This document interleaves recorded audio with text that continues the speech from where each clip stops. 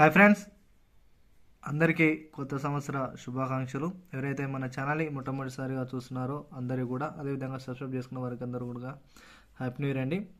మన ఛానల్లో పెట్టే ప్రతి ఒక్క వీడియోను అందరూ ఆదరిస్తున్నందుకు, మంచి లైక్ చేసుకున్నందుకు ప్రతి ఒక్కరు కూడా థ్యాంక్ యూ టు ఆల్.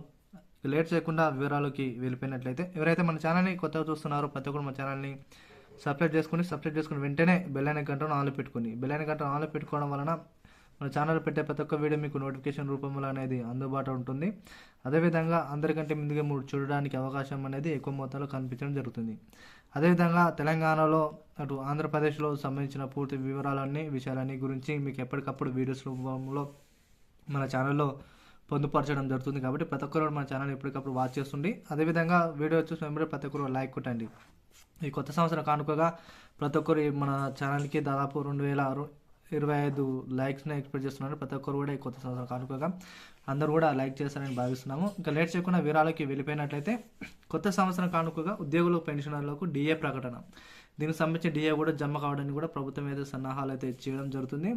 అయితే ఈ విషయానికి చూసుకున్నట్లయితే, మనకు గత సంవత్సరంలో అంటే 2024లో డిఏపై ఒక ప్రభుత్వం అయితే పూర్తి నిర్ణయం తీసుకొని ఈ యొక్క రిటైర్మెంట్ ఎవరైతే ఎంప్లాయీస్ ఉన్నారో వారికి అందరూ కూడా డిఏను కూడా విడుదల చేయాలని అయితే పేర్కొనడం జరిగింది. ఈ 2025లో వారి యొక్క ఖాతాలోకి ఒక అమౌంట్ అనేది విడుదల చేయడానికి ప్రభుత్వం సన్నాహాలు అయితే చేయడం జరుగుతుంది.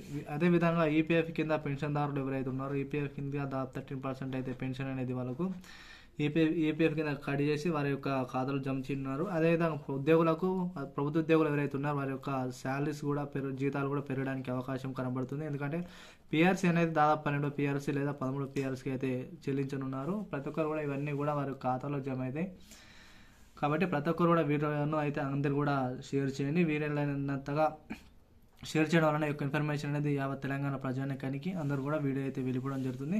ఇక పెన్షన్ విషయానికి వస్తే, తెలంగాణలో అయితే 4,016 రూపాయలు, 6,016 రూపాయలు అయితే పెన్షన్ అయితే గత సంవత్సరం అయితే ఇవ్వలేదు. ఇప్పుడు ఈ సంవత్సరంలో కూడా మరి కొత్త పెన్షన్ ఇస్తారా లేదా అయితే ప్రతి ఒక్కరు వేచి చూడాలి. కాబట్టి కొత్త సంవత్సరం కానుకగా, అదేవిధంగా సంక్రాంతి కానుకగా పెన్షన్లు అయితే ఇవ్వడానికి ప్రభుత్వం అయితే సిద్ధమైంది. అదేవిధంగా ఇందిరా మహిళలకు సంబంధించి చూసుకున్నట్లయితే దాదాపు సర్వే అనేది కొనసాగుతుంది.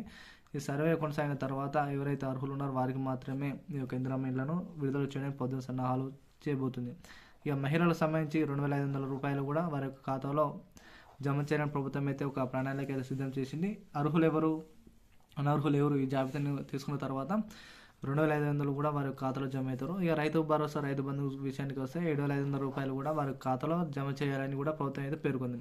అయితే దీనికి ప్రత్యేకంగా ఒక యాప్ అయితే రూపొందించడం జరుగుతుంది. యాప్ రూపొందించిన తర్వాత మళ్ళీ కూడా ఇది దీనికి అప్లై చేసుకోవాలని కూడా ప్రభుత్వం అయితే ఒక జీవో అయితే జారీ చేయడం జరుగుతుంది. మేబీ చూడాలి, ఒకవేళ పాత కిసాన్ పద్ధతి ప్రకారంగానే ఈ యొక్క అమౌంట్ అనేది ఇస్తారా, లేకుంటే కొత్త అప్లై చేసుకోవాలి. ఇవన్నీ కూడా త్వరలోనే విధి విధానాలన్నీ ఖరారు చేసి త్వరలోనే రిలీజ్ చేయడం జరుగుతుంది.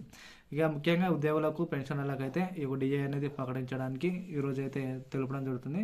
కాబట్టి వీలైన త్వరగా వీడియోని కూడా అందరూ షేర్ చేయడానికి ప్రయత్నించండి. వీడియో నచ్చినట్లయితే లైక్ చేయండి. Thank you to all.